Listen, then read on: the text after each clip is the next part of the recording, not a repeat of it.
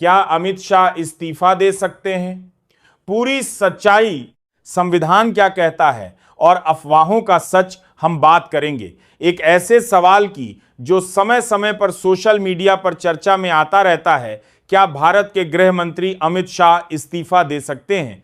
सबसे पहले एक महत्वपूर्ण बात, इस वीडियो में यह दावा नहीं किया जा रहा है कि अमित शाह इस्तीफा देने वाले हैं या उन्होंने इस्तीफा दे दिया है।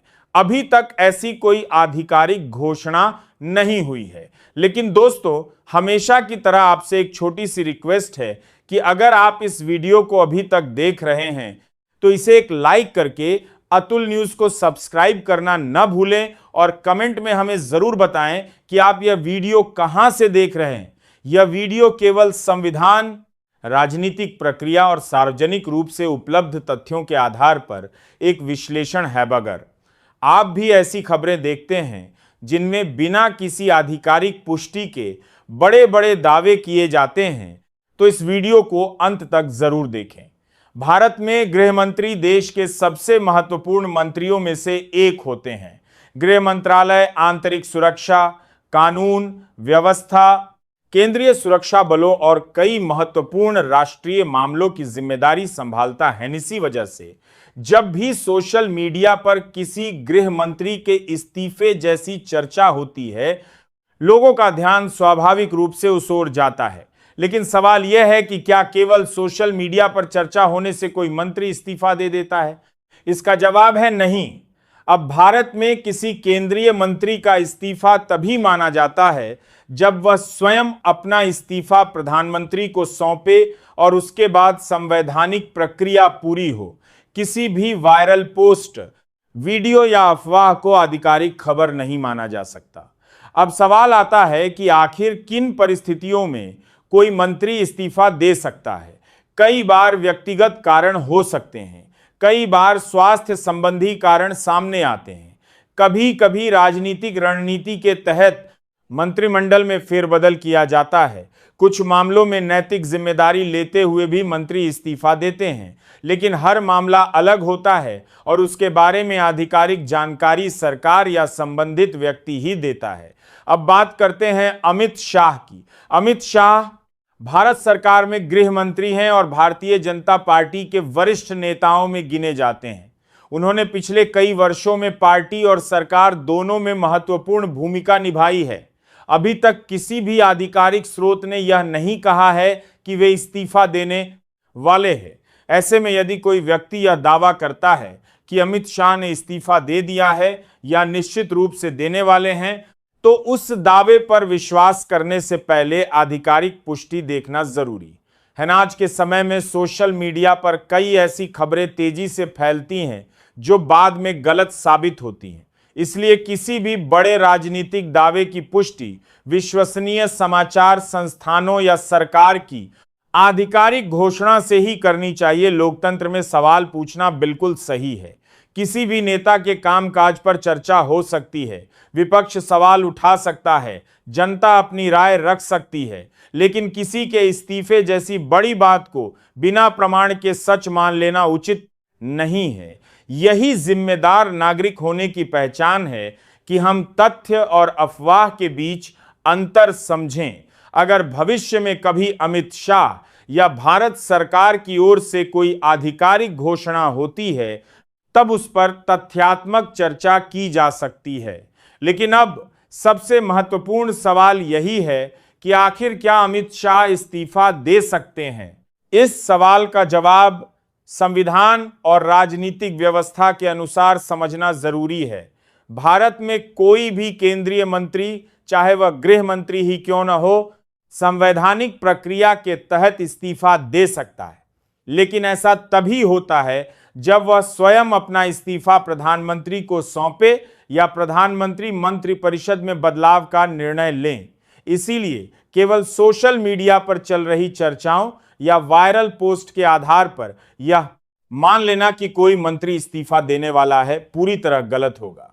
वर्तमान समय की बात करें तो अभी तक अमित शाह के इस्तीफे को लेकर सरकार, गृह मंत्रालय, प्रधानमंत्री कार्यालय या स्वयं अमित शाह की ओर से कोई आधिकारिक घोषणा नहीं की गई है। यही वजह है कि इस तरह की किसी भी खबर को पुष्टि होने से पहले सच नहीं माना जा सकता। लोकतंत्र में बड़े नेताओं को लेकर तरह तरह की चर्चाएं होती रहती हैं, लेकिन चर्चा और आधिकारिक सूचना में बहुत बड़ा अंतर होता है।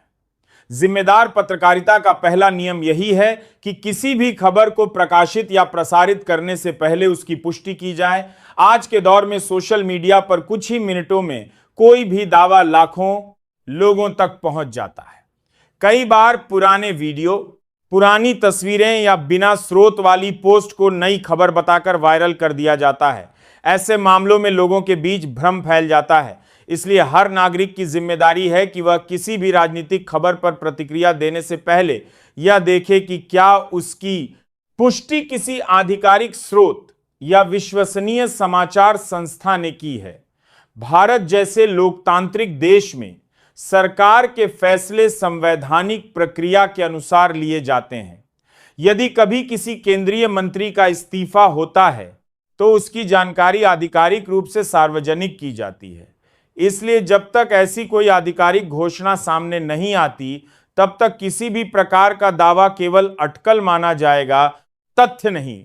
यही कारण है कि हम इस विषय पर केवल सत्यापित जानकारी के आधार पर चर्चा कर रहे हैं, ताकि किसी प्रकार की अफवाह या भ्रम न फैले और दर्शकों तक केवल सही और जिम्मेदार जानकारी ही पहुंचे।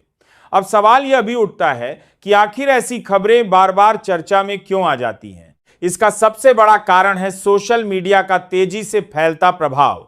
आज कोई भी पोस्ट, वीडियो या दावा कुछ ही मिनटों में लाखों लोगों तक पहुंच सकता है, लेकिन हर वायरल खबर सच हो यह जरूरी नहीं है। कई बार अधूरी जानकारी, पुराने वीडियो या भ्रामक दावों को नए घटनाक्रम से जोड़कर पेश किया जाता है, जिससे लोगों के बीच भ्रम की स्थिति पैदा हो जाती है। राजनीतिक मामलों में यह और भी ज्यादा महत्वपूर्ण हो जाता है कि हर जानकारी की पुष्टि की जाए, क्योंकि किसी केंद्रीय मंत्री के इस्तीफे जैसी खबर का असर केवल राजनीति तक सीमित नहीं रहता, बल्कि आम जनता, प्रशासन और मीडिया की चर्चाओं पर भी पड़ता है। इसलिए जिम्मेदार पत्रकारिता का यही सिद्धांत है कि केवल आधिकारिक और सत्यापित जानकारी के आधार पर ही कोई निष्कर्ष निकाला जाए। अगर भविष्य में कभी केंद्र सरकार, प्रधानमंत्री कार्यालय या स्वयं अमित शाह की ओर से कोई आधिकारिक बयान जारी होता है, तो वही जानकारी अंतिम और प्रमाणिक मानी जाएगी। उससे पहले सोशल मीडिया पर चल रही किसी भी अपुष्ट खबर को सच मानना उचित नहीं होगा। इसीलिए इस समय उपलब्ध तथ्यों के आधार पर यही कहा जा सकता है कि अमित शाह के इस्तीफे की कोई आधिकारिक पुष्टि नहीं है। ऐसे में किसी भी निष्कर्ष पर पहुंचने के बजाय आधिकारिक घोषणा का इंतजार करना ही सबसे सही और जिम्मेदार तरीका है। इसके साथ ही यह समझना भी जरूरी है कि लोकतंत्र में किसी भी बड़े नेता के पद पर बने रहने या पद छोड़ने से जुड़े फैसले केवल चर्चाओं से तैयार नहीं होते। ऐसे निर्णय संवैधानिक प्रक्रिया, सरकार की नीतियों और राजनीतिक परिस्थितियों के अनुसार लिए जाते हैं। इसलिए जब तक कोई आधिकारिक घोषणा सामने न आए, तब तक किसी भी तरह की अटकल को अंतिम सच मानना उचित नहीं है। पिछले कुछ वर्षों में कई बार सोशल मीडिया पर अलग अलग नेताओं के इस्तीफे को लेकर दावे किए गए, लेकिन बाद में उनमें से कई खबरें गलत साबित हुई। इसी वजह से आज मीडिया और आम नागरिकों की जिम्मेदारी पहले से कहीं अधिक बढ़ गई है। किसी भी वायरल पोस्ट को साझा करने से पहले उसकी सच्चाई की जांच करना बेहद आवश्यक है। अगर किसी केंद्रीय मंत्री के इस्तीफे जैसी कोई महत्वपूर्ण घटना होती है, तो उसकी जानकारी सबसे पहले सरकार की ओर से आधिकारिक रूप में सामने आती है। इसके बाद विश्वसनीय समाचार संस्थान उस खबर की पुष्टि करते हैं और पूरी जानकारी जनता तक पहुंचाते हैं। यही लोकतांत्रिक व्यवस्था की सामान्य प्रक्रिया है। इस समय उपलब्ध आधिकारिक जानकारी के आधार पर ऐसा कोई प्रमाण नहीं है जिससे यह कहा जा सके कि अमित शाह इस्तीफा देने वाले हैं या उन्होंने इस्तीफा दे दिया है। इसलिए इस विषय पर कोई भी निश्चित दावा करना सही नहीं होगा। फिलहाल सबसे महत्वपूर्ण बात यही है कि दर्शक केवल आधिकारिक घोषणाओं और विश्वसनीय समाचार स्रोतों पर भरोसा करें। राजनीति में चर्चाएं और अटकलें हमेशा चलती रहती हैं, लेकिन सच्चाई वही मानी जाती है जिसकी पुष्टि आधिकारिक रूप से की गई हो।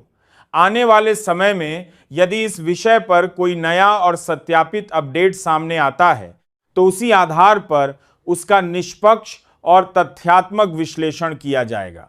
अब आगे का सबसे बड़ा सवाल यह है कि आम जनता ऐसी खबरों की सच्चाई कैसे पहचान सकती है। आज के डिजिटल दौर में हर मिनट हजारों पोस्ट सोशल मीडिया पर वायरल होती हैं। इनमें कुछ खबरें सही होती हैं जबकि कई खबरें केवल अनुमान, अफवाह या भ्रामक दावों पर आधारित होती हैं।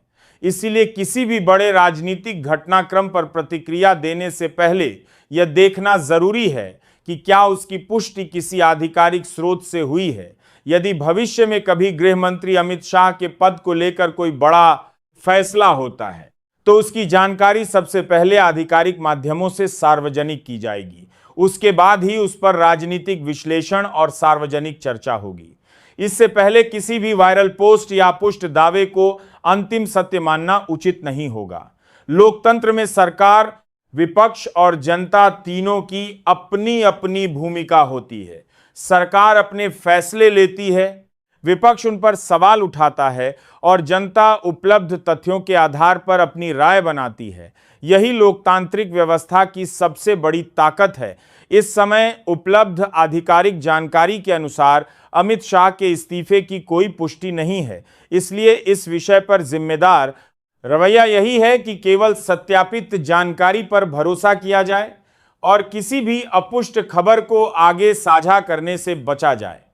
जब भी कोई आधिकारिक अपडेट आएगा उसी के आधार पर उसकी पूरी और निष्पक्ष जानकारी जनता तक पहुंचाई जाएगी। अब इस पूरे विषय का सबसे महत्वपूर्ण निष्कर्ष यही है कि किसी भी लोकतांत्रिक व्यवस्था में तथ्यों का महत्व सबसे अधिक होता है। चाहे मामला किसी भी बड़े नेता का हो, किसी भी मंत्री का हो या सरकार के किसी महत्वपूर्ण फैसले का, अंतिम सत्य वही माना जाता है जिसकी आधिकारिक पुष्टि की गई हो।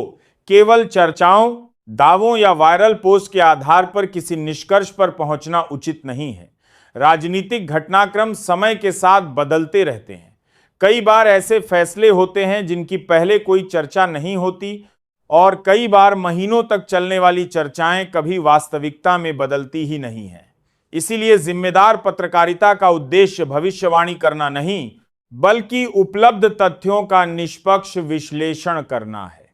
अगर आने वाले दिनों में इस विषय पर कोई आधिकारिक घोषणा होती है तो उसका असर देश की राजनीति पर पड़ सकता है और उस समय सभी पहलुओं का विस्तार से विश्लेषण किया जाएगा।